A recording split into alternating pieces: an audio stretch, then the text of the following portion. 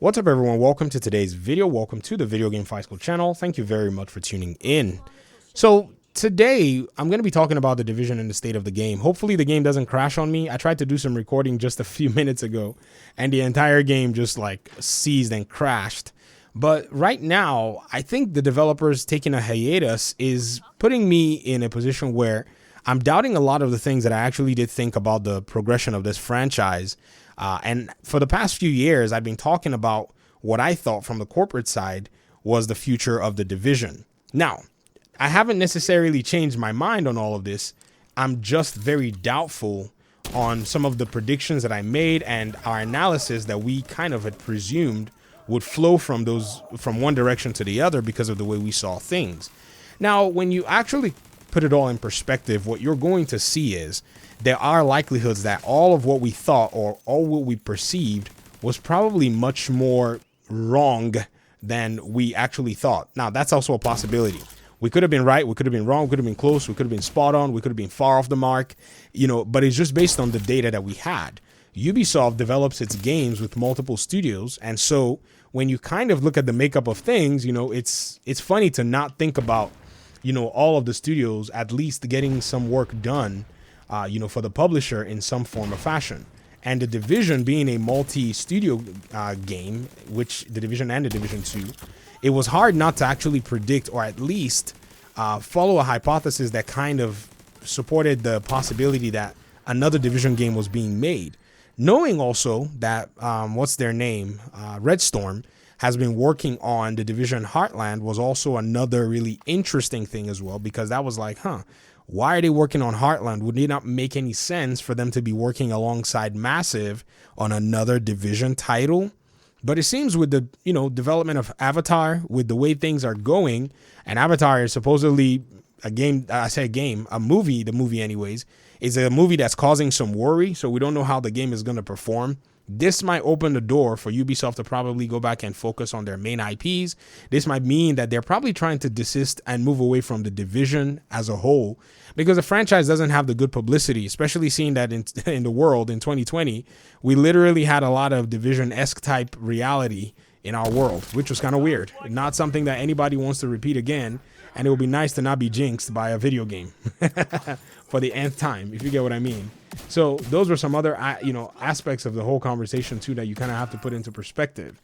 Another thing too that was very interesting is, the confidence of the players so far, the hardcore fans that have taken a hiatus for the most part. I had one of my audience members wager with me and said, man, they did not think a Division 3 was going to be anything of a reality because it seems like things are going on in a different direction. Now, based on all of this, I think what we're getting here, or what we might be getting here, is possible acquisition vibes. Now, hear me out. I think Ubisoft is probably on the verge of preparing itself to be acquired. And there are many reasons for that. The reasons I say is because, number one, for the most part, Ubisoft has been a publisher that has been on the sights of many investors for a long time. A lot of investors have wanted to get a piece of this company. In fact, some have tried hostile takeovers. Some have tried different methodologies to get in on what this company has, because the company's got a lot of really good stuff, going for it. It's just the management overall and the PR issues are nightmares that the company can just seem to get away from for the most part.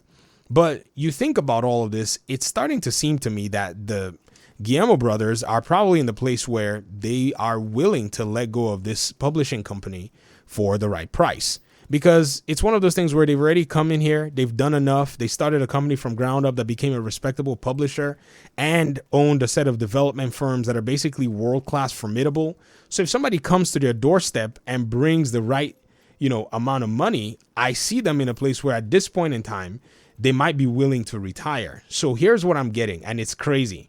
I'm getting Microsoft acquisition vibes from Ubisoft currently.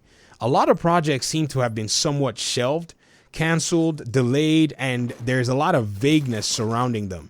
Now, granted, their Assassin's Creed game has the most amount of clarity in terms of where it is that they're going. No doubt about that. But, other than that, you think about the Tom Clancy name, what's going to happen with the Tom Clancy IPs? is this something that they're going to basically just probably keep everything under wraps for now and not talk about very important IP propositions? Or could it be that there's an acquisition in the works, and right now they're not really saying much, and they're reining things in as, you know, paperwork is being looked at, audits are being checked, and, you know, assessments are being done, in a sense. I mean, I know nothing really happens formally before this stuff goes on, but it could be that there are whispers around that are basically trying to figure out what exactly and how exactly things are going to go. Now, this is also hypothetical and conjecture, so all of this might just be absolutely flat out, you know, wrong. It just might not necessarily happen the way that I'm saying it. But it seems like the quietness is probably something that is, you know, giving me that kind of a vibe.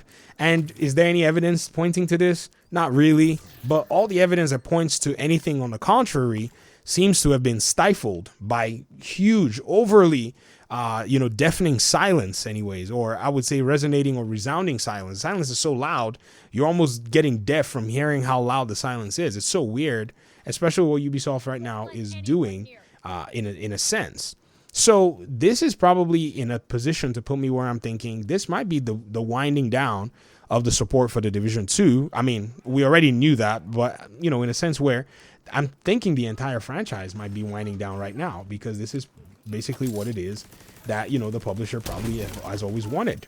And I'm sure the community and the audiences that play this game may not necessarily resonate with that, but, you know, it might be one of those things where, you know, it's just a thing where we just say goodbye, and they want to go the free-to-play route with Heartland. Some people are excited for that. I'm indifferent to it in a sense. I don't know if I share that excitement at this point anymore. I haven't waited for it so long. I just don't know what to think after everything, you know? It's just kind of weird if you kind of go back and assess things. I've never been in here before. Have I ever been in here before? That's weird. Huh. Oh, it just leads to another place out here, the other street. But anyways, I just wanted to go ahead and talk about a lot of these different parameters and how a game like this with such a wonderful concept, you know, has just gone through so much and did not necessarily hit its potential. It's one of those feels bad type things, man. Even with 2 iterations, it could not find its mojo as we would have expected.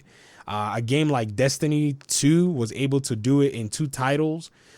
You know, the developer was even able to leave their, you know, publisher, but I don't expect Ubisoft Massive to leave Ubisoft because they are a Ubisoft studio. So I guess the arrangements are quite different in that sense. So, you know, the Division was going to be one of those things where I guess it was just a few years of a fling, I guess, unless, of course, Heartland comes in with something that is quite interesting and something that definitely will blow everybody out of the water.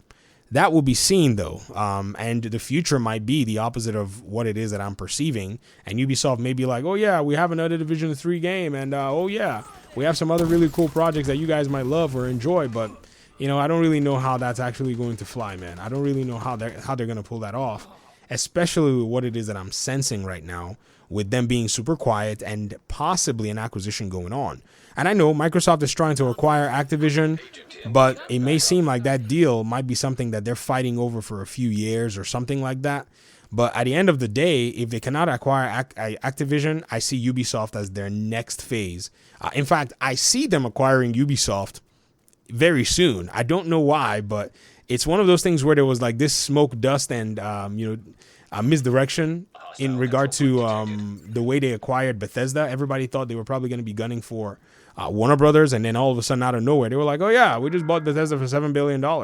And Ubisoft is around that same valuation, way less, you know, even up probably around 11 to 12% of their Activision deal. So if they don't get the Activision deal, they have a bunch of dollars to spend, and an acquisition like Ubisoft is going to go through much faster than something with Activision, because Sony is basically trying to block the Activision acquisition. That's for sure. They don't want it to go through while they stall and then make their own shooter to compete. But I think that deal is probably going to go through, you know, or maybe it won't, but there are options for Microsoft at the moment. But anyways, I'll get out of y'all's hair, and let me hear your thoughts in the comment section. And hopefully we'll talk very soon. Have a happy, holiday season. Merry Christmas. Happy Thanksgiving for those of you, or happy belated Thanksgiving for those of you who are in the United States side of things. And hopefully we'll talk pretty soon. Thanks so much, guys. Peace out.